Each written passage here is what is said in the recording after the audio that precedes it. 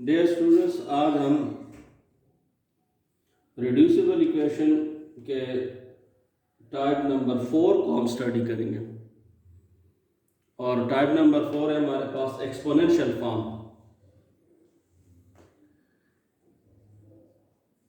आज का हमारे पास टॉपिक है जो रिड्यूसिबल इक्वेशन है, रिड्यूसिबल टू क्वाड्रेटिक इक्वेशन, उसमें एक्सपोनेंशियल फॉर्म को हम स्टडी करेंगे।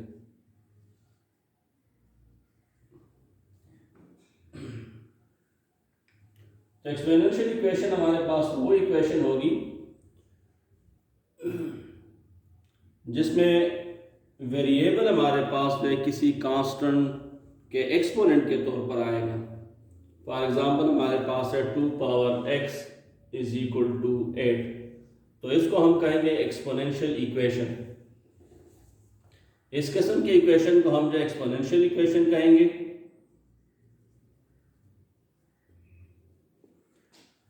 जिसमें वेरिएबल हमारे पास जो है बतौर एक्सपोनेंट आ जाए,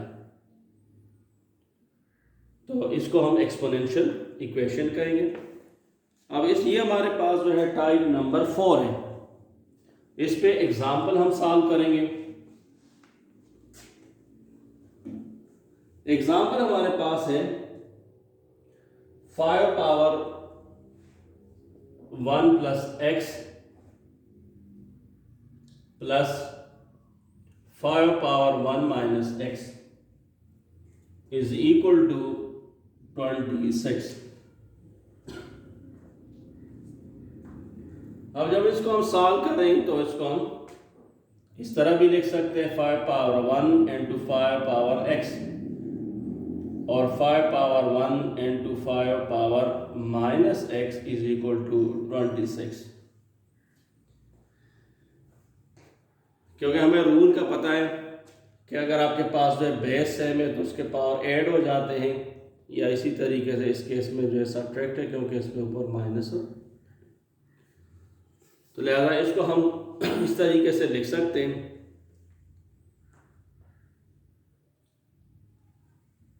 अगले स्टेप में हम इस तरह लिख सकते हैं 5 इंटू 5 पावर x प्लस 5, ये जो आपके पास 5 पावर माइनस x है ये डिवाइड में आ सकता है।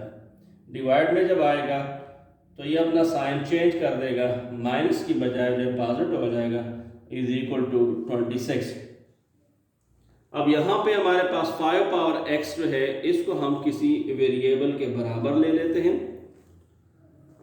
इसको हम कहते हैं इक्वेशन नंबर 1, और सपोज कर देते हैं कि हमारे पास 5 power x is equal to y है। तो इक्वेशन 1 हमारे पास इस तरह हो जाएगा 5y plus 5 over y is equal to 26।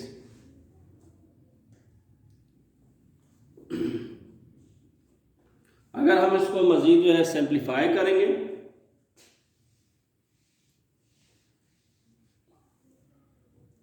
तो यहाँ हम हर टर्म के साथ इस y को चूंकि हम ख़त्म करना चाहते हैं तो हम हर टर्म को y के साथ मल्टीप्लाई कर देंगे।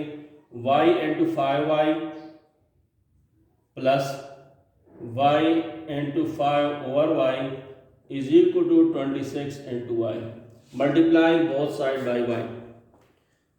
इस y को y के साथ कैंसिल आउट कर लेंगे। यहाँ पे 5y और y मल्टीप्लाई होके 5y स्क्वायर हो जाएगा plus 5 is equal to 26y। 5y square minus 26y plus 5 is equal to 0। इस 26 को आप इक्वेशन के लेफ्ट साइड पे लें तो ये अपना साइन तब्दील कर देगा। अब ये हमारे पास जो है क्वाड्रेटिक इक्वेशन बन गई। इस वजह से हम जो है इन इक्वेशन को रिड्यूसिबल टू क्वाड्रेटिक इक्वेशन कहते हैं, क्योंकि अगर से स्टार्ट में हमारे पास जो इक्वेशन जो गिवन थी वो क्वाड्रेटिक नहीं थी, लेकिन उसमें सर्टेन अजम्पशन के बाद जो है उसको हम क्वाड्रेटिक इक्वेशंस बना सकते हैं। इस वजह से ये हमारे पास अब क्वाड्रेटिक इक्वेशन बन गई। और आपको पता है कि क्वाड्रेटिक इक्वेशन को हम जो है 3 मुख्तलिफ मेथड से सॉल्व कर सकते हैं। एक मेथड का नाम हमारे पास है फैक्टराइजेशन मेथड,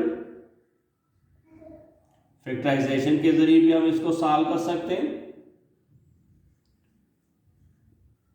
और इसी तरीके से हम कंप्लीटिंग स्क्वायर मेथड से भी इसको सॉल्व कर सकते हैं, और बाय क्वाड्रेटिक फार्मूला भी सॉल्व किया जा सकता है। तो यहाँ पे आपकी मर्जी है कि तीनों में से किसी एक मेथड को जो है वो आप इख्तियार करें। तो यहाँ पे मैं फैक्टराइजेशन मेथड का इख्तियार कर रहा हूँ, और फैक्टराइजेशन मेथड में हमें पता है कि अगर आपके पास जो है वाई स्क्वायर का कोफिशिएंट यहाँ पे मौजूद हो 1 के अलावा, तो उस सूरत में हम उसको कांस्टेंट से सबसे पहले मल्टीप्लाई कर देते हैं, यानी 5 को हम 5 के साथ मल्टीप्लाई कर देंगे तो 25 आ जाएगा। और फिर हम जो है ऐसे दो नंबर का इंतखाब करेंगे कि अगर हम उनको मल्टीप्लाई करें तो मल्टीप्लाई के साथ हमारे पास जो 25 आ जाए, लेकिन अगर हम उसको प्लस करें तो -26 आ जाए। तो वो आपके पास दो फैक्टर -25 और -1 है।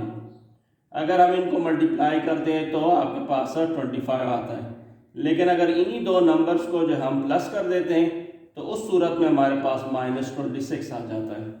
इस वजह से ये 5y स्क्वायर जो है सेम इसी तरह लिख देंगे, जबकि हमारे पास कांस्टेंट टर्म है, इस 5 को वैसे ही लिख देंगे, और इसको हमने दो फैक्टर में जो है रिजॉल्व कर दिया, लिहाजा एक आपके पास 25y हो जाएगा और दूसरा जो है -y हो जाएगा। अब इसमें अगर आप देख लें तो 5 और जो है y कॉमन है, यहाँ से 5y कॉमन लेंगे, चूंकि y स्क्वायर है तो y रह जाएगा, और ये 25y है, लिहाजा 5 5 25, तो आपके पास जो है 5 रह जाएगा।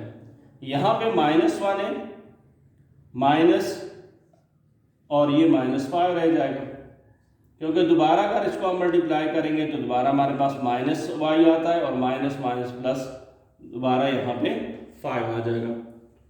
अब इन इक्वेशन को अगर हम इस इक्वेशन को देख लें तो इसमें हमारे पास 5 माइनस y जो है वो कॉमन टर्म है, लिहाजा हम इसमें 5 माइनस y को कॉमन ले लेते हैं। यहां पे आपके पास जो है 5y रह जाएगा, और यहाँ पे -1 हो जाएगा इज इक्वल टू 0। अब इसमें से हर फैक्टर्स को जो है वो 0 के बराबर हम कंसिडर करेंगे, ये हमारे पास 0 के बराबर है। ये जो है 5 दूसरी साइड पे आ जाएगा तो अपना साइन चेंज कर देगा, और सेम इसी तरीके से 1 अगर यहाँ पे आता है 5 जो है डिवाइड में आ जाएगा। ये हमारे पास y की कीमत जो है 5 आ गई, और y की कीमत 1 और 5 आ गई। जबकि इससे पहले हम जो अजम्पशन हम कर चुके हैं कि y जो है किस चीज़ के बराबर है, दोबारा जो है हम यहाँ पे उसकी वैल्यूज को पुट कर देते हैं, और वो था हमारे पास 5 पावर x। y की वैल्यू जो है 5 पावर x थी, और यहाँ पे भी y की वैल्यू हम 5 पावर x, जो कि स्टार्ट में हम जो है असम्पशन हमने किया हुआ था वो हमने ले लिया 5 power x। 5 power x is equal to ये 5 यहाँ पे पावर 1 है, ये 5 पावर x है। इस 5 को अगर आप न्यूमरेटर में ले जाते हैं तो यहाँ पे इसकी जो पावर होगी वो -1 हो जाएगी, क्योंकि यहाँ पे आपके पास बेस सेम है, लिहाजा पावर भी इसमें जो है ये रूल है हमारे पास आपस में इक्वल होंगे दोनों साइड पे, और इस साइड पे भी सेम इसी तरीके से ये पावर भी आपस में इक्वल होंगे। तो हमारे पास जो सोल्यूशन सेट आ जाएगी वो ±1 हो जाएगी। सोल्यूशन सेट जो आपके पास लास्ट में है सोल्यूशन सेट, ठीक है, जो कि आंसर के तौर पर हम लिख सकते हैं, तो ±1 या अलहदा भी आप लिख सकते हैं कि 1 को आप अलहदा लिखते हैं और -1 को अलहदा। तो हमारे पास सोल्यूशन सेट जो इस क्वेश्चन का आ जाएगा 1 - 1 हो जाएगा। तो ये हमने सॉल्व कर लिया एक्सपोनेंशियल इक्वेशन को। एक्सपोनेंशियल इक्वेशन वो इक्वेशन है जिसमें वेरिएबल जो है किसी कांस्टेंट के एक्सपोनेंट के तौर पर आएगा। जिस तरह एग्जांपल हमने सॉल्व किया उसमें 5 पावर 1 + x आ रहा था, तो वेरिएबल हमारे पास जो है वो एक्सपोनेंट के तौर पर आ गया। लिहाजा इस किस्म के इक्वेशन को हम एक्सपोनेंशियल इक्वेशन कहेंगे। और एक्सपोनेंशियल इक्वेशन में सर्टेन अजम्पशन के बाद वो जो है रिड्यूस हो जाएगा क्वाड्रेटिक इक्वेशन के तौर पर, और उसके बाद जो हम उसको सॉल्व कर लेते हैं। तो आज के लिए इतना ही। नेक्स्ट वीडियो में इंशाल्लाह हम अगला टाइप जो है वो सॉल्व